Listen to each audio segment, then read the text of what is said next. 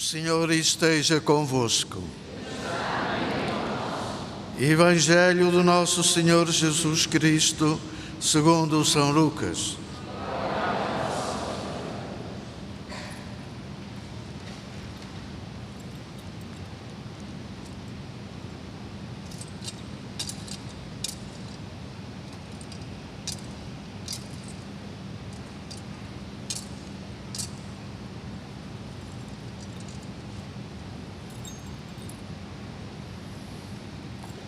Naquele tempo, Jesus entrou num sábado em casa de um dos principais fariseus para tomar uma refeição. Todos o observavam. Ao notar como os convidados escolhiam os primeiros lugares, Jesus disse-lhes esta parábola: quando fores convidado para um banquete nupcial, não tomes o primeiro lugar. Pode acontecer que tenha sido convidado alguém mais importante do que tu. Então, aquele que vos convidou a ambos terá que te dizer: dá o lugar a este, e ficarás depois envergonhado, se tiveres de ocupar o último lugar. Por isso, quando fores convidado, vai sentar-te no último lugar. E quando vier aquele que te convidou, dirá: amigo, sobe mais para cima. Ficarás então honrado aos olhos dos outros convidados. Quem se exalta será humilhado, e quem se humilha será exaltado. Jesus disse ainda a quem o tinha convidado: quando ofereceres um almoço ou um jantar, não convides os teus amigos, nem os teus irmãos, nem os teus parentes, nem os teus vizinhos ricos. Não seja que eles, por sua vez, te convidem, e assim serás retribuído. Mas quando ofereceres um banquete, convida os pobres, os aleijados, os coxos e os cegos, e serás feliz por eles não terem com que retribuir-te. Ser-te-á retribuído na ressurreição dos justos. Palavra da salvação.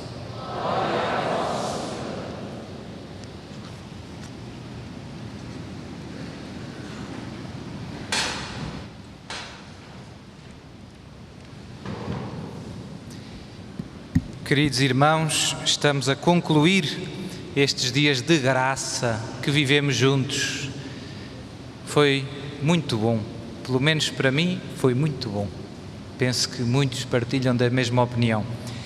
E a palavra que o Senhor nos dá neste domingo é humildade. As leituras falam-nos da humildade. Já falámos durante o retiro da humildade como é importante. Eu diria que não é só uma virtude importante, é uma virtude fundamental no sentido profundo da palavra, fundamento. Sem fundamento nada se aguenta na nossa vida. A própria palavra humildade vem de humus. Humus quer dizer terra, quer dizer chão. O chão da nossa vida espiritual é esta virtude.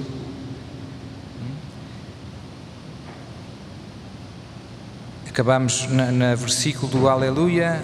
Jesus dizia: aprendei de mim que sou manso e humilde de coração. Portanto, a virtude da humildade é uma virtude decisiva para seguir Jesus. Às vezes temos uma ideia um pouco vaga ou imperfeita do que é exatamente a humildade. é bom perceber bem o que é a humildade, como é bom perceber bem o que é o amor, como é bom perceber bem o que é a liberdade. São coisas fundamentais. Se eu erro, está tudo em jogo, toda a casa vai abaixo. E o que é humildade, Senhor Padre? Nós temos no nosso coração várias inclinações e uma delas é para a nossa, digamos assim, para o nosso autoestima, digamos assim, e também uma inclinação para ser estimado pelos outros. Isto é natural. Nós temos esta inclinação para estimar-nos a nós próprios e para querer ser estimado. No fundo está ligado com aquela outra aspiração do nosso coração, que é amar e ser amado. Se alguém não se vê como uma boa pessoa, tem muita dificuldade em amar-se, não é? Se alguém também não é visto como uma boa pessoa, é difícil ser amado. São coisas relacionadas. Mas o pecado feriu, como vimos, a nossa natureza, que Deus criou perfeita, e o pecado feriu. Não destruiu, feriu. E uma das consequências do pecado foi normalmente este desequilíbrio em todas as virtudes e também na estima sobre nós próprios. Como eu disse há 2 dias, se não me engano, ficámos depois do pecado todos um pouco egoístas. A nossa vontade ficou torcida sobre nós próprios. O nosso umbigo, digamos assim, ocupou um lugar que não é o devido. O nosso eu. E por isso o homem tem esta tendência, depois do pecado, ficou com esta inclinação para o egoísmo, para o orgulho, para a arrogância, para a soberba. Eu é que sei. Quero isto à minha maneira. Cá para mim, Senhor Padre, uma frase que eu ouço muitas vezes, pensamos que somos o centro do universo, normalmente em pequenas coisas.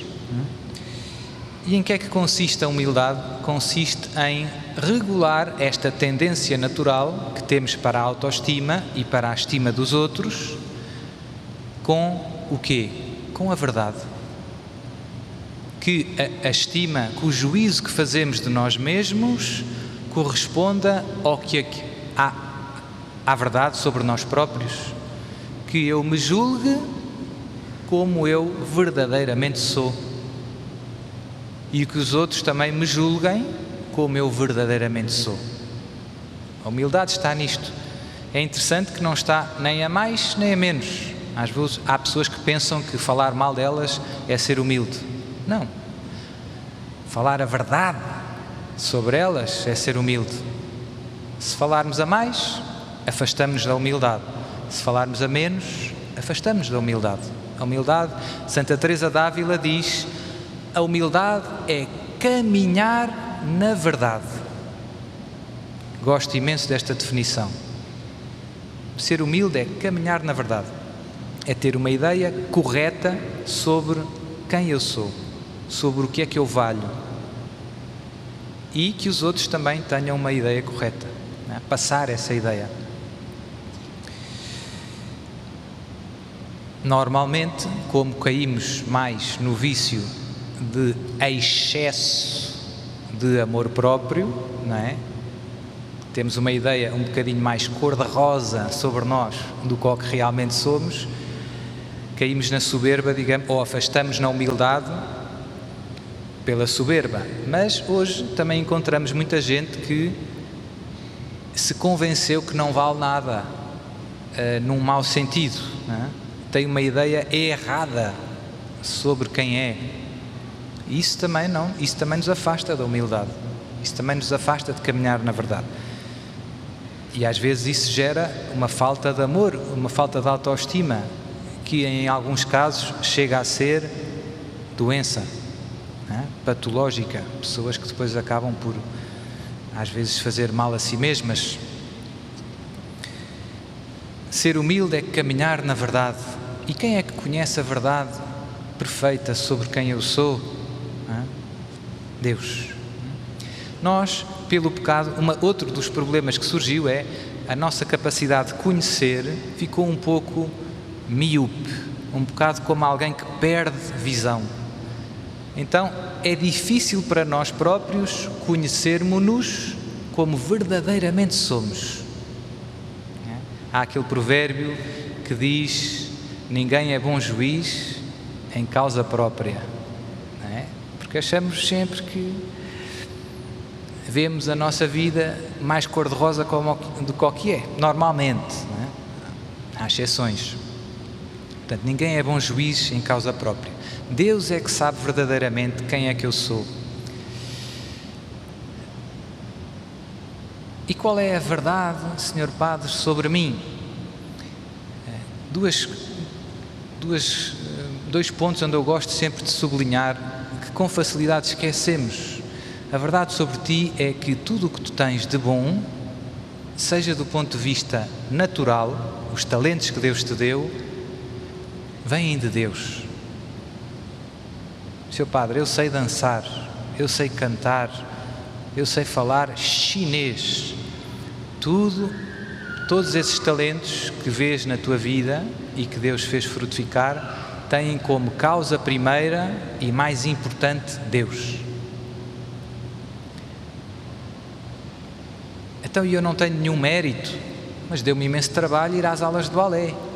E aprender chinês, então, deu-me uma trabalheira. Sim, temos algum mérito, mas é um mérito secundário. Porque Deus deu-te a inteligência, os olhos, as mãos, os braços, o dinheiro para poderes ter aulas de chinês.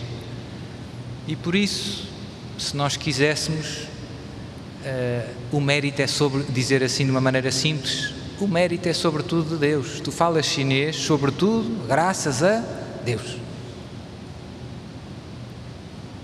Não é? Bastava que uma destas pequeninas coisas falhasse, já não dava. Não é? E na ordem sobrenatural, na ordem espiritual, na ordem da graça, o mesmo se repete. Não é? Vivemos uma vida na graça de Deus, lutamos por ser santos, progredimos com a graça de Deus nas virtudes cristãs, rezamos. Não é? Nunca devemos esquecer que isso é sobretudo obra de Deus em nós. A soberba, o vício que se opõe à humildade, é um vício perigoso na vida cristã. Porquê? Porque é dos poucos vícios que, com o crescimento na santidade, nas virtudes, pode estar lá bem mascarado e alimentar-se, sugar, tipo sanguessuga, até as coisas boas que fazemos para crescer, para se inchar. Aquela página do Evangelho do famoso fariseu que reza no templo de pé: Senhor, eu te dou graças porque não sou como os outros homens. Jejuo 2 vezes por semana. Palmas, por favor. Pago o dízimo de tudo o que tenho. Palmas, por favor. E não sou como este publicano que está aqui. Estão a perceber o perigo? A soberba consegue alimentar-se até dos progressos que fazemos na vida espiritual. E se o veneno da soberba entrar, o que é que acontece? Falta ao chão, vai a casa toda abaixo, não sobra nem um tijolo.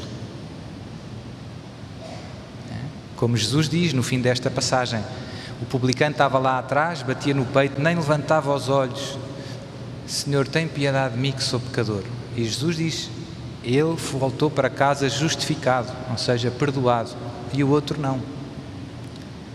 Deus resiste aos soberbos, mas dá a sua graça aos... Esta frase devíamos a escrever, não sei, num lugar onde olhássemos todos os dias. Deus resiste aos soberbos, mas dá a sua graça aos humildes. quando nós nos confessamos, é um ato de humildade. É como o publicano arrependido: Senhor, tem piedade de mim que sou um pecador. Deus dá a graça. Então, fiquemos com isto no coração. A humildade não é só uma virtude entre as outras, é uma virtude fundamental. Está no fundamento, é o chão da nossa vida espiritual. E se as coisas vão bem, do ponto de vista natural e do ponto de vista espiritual, eu aprendo chinês, eu aprendo balé, eu consigo jejuar, eu consigo rezar o terço, temos que vigiar sempre com muito cuidado, porque é fácil, quando as coisas correm bem, a gente começar a inchar o peito, não é? Como se diz, inchar o peito e cantar de galo. Tipo, cuidado, não te esqueças quem tu és. O Salmo diz: na prosperidade, na abundância, o homem esquece quem é. Quando as coisas correm bem, aquilo que às vezes nos parece muito mau, às vezes nós caímos no mesmo pecado, andamos há tantos anos a lutar e catrapum, e parece que a nossa vida não anda, e estamos sempre a ver a miséria que somos, e isso às vezes desanima-nos muito. Mas hoje tenho uma boa notícia para vocês: isso nós devíamos saber aprender a aproveitar essas humilhações. Essas humilhações são o adubo para a verdadeira humildade. Obrigado, Senhor, por mais este trambolhão. Obrigado por me mostrares o nada que eu sou. Obrigado. São Paulo, uma vez, não é, rezava ao Senhor para lhe tirar um espinho da carne. Devia ser uma coisa muito humilhante, uma grande humilhação. E São Paulo diz: rezei 3 vezes ao Senhor. E às tantas o Senhor, à terceira, disse: não, basta-te a minha graça, é na fraqueza que se manifesta o meu poder. E por isso, estas humilhações que passas, aquelas quedas que tens, que te desanimam com tanta frequência, podem ser, com a graça de Deus, recicladas e tornar-se um precioso adubo para que floresça a flor perfumada da humildade. É bom darmos uns bons trambolhões às vezes para nos lembrarmos ou relembrarmos do nada que somos. Uma última imagem, não sei, quando as crianças aprendem a nadar e há ali aquela fase do medo no início, não é? Estamos perto dos pais, deixam-nos dentro d'água, fica ali aquela agitação com as boias e tal, e depois vai-se aprendendo devagarinho, vai-se ganhando confiança, a criança já se ri dentro d'água, depois tira-se uma boia, pelo menos acho que comigo foi assim, depois tira-se outra boia, há ali uma fase do medo e tal, e depois há ali uma fase em que se começa a nadar sem as boias, e a rir e a brincar, e há ali uma fase bem perigosa, em que a criança começa a ganhar confiança e começa a pensar: eu já sei nadar, não é? Isto aconteceu a semana passada com o meu sobrinho. Tive uns dias de férias e uma das minhas irmãs tem um filho, Manel Maria, e então o Manel Maria estava lá aos mergulhos num tanque que a minha mãe arranjou ao pé da minha irmã, e eu estava a dar uns mergulhos também, e por acaso naquele momento, ele deu vários mergulhos, e por acaso naquele momento ele não estava com as boias, né? E ele atirou-se sozinho outra vez, e graças a Deus eu estava ali e a minha irmã estava ali, mas apanhou um susto e chorou bastante, né? Deus, às vezes, isto acontece na nossa vida, quando o orgulho começa a crescer, e as penas de pavão a levantar, bomba! Deus permite assim uns trambolhões. E a palavra que queria deixar é: com a graça de Deus, podes aprender a aproveitar essas humilhações, e que isso te ajuda a relembrar-te que não és nada sem Deus. Se Deus me larga, estamos perdidos. Há vários santos que têm frases assim radicais, não é? São Francisco dizia: eu sou o homem mais pecador do mundo. E o Frei Leão andava com ele e dizia: mas irmão, Francisco, não é verdade. E São Francisco dizia: se Deus me largar, não é? Portanto, tinham consciência de que eram capazes de tudo. Tinham mesmo, não era conversa. Sabiam mesmo: sou capaz do pior que há. Quando esta humildade é verdadeira no nosso coração, não julgamos os outros, não condenamos os outros. Sabemos que eu sou capaz de pior, mas sou mesmo, não é conversa, sou capaz. Não é? E é mesmo um trampolim para o céu. Deus resiste aos soberbos, mas dá a sua graça aos humildes. Que o Senhor nos conceda a todos a graça de amar a humildade, de abraçar com alegria, se possível, as humilhações que o Senhor permite na nossa vida. Seja louvado nosso Senhor Jesus Cristo.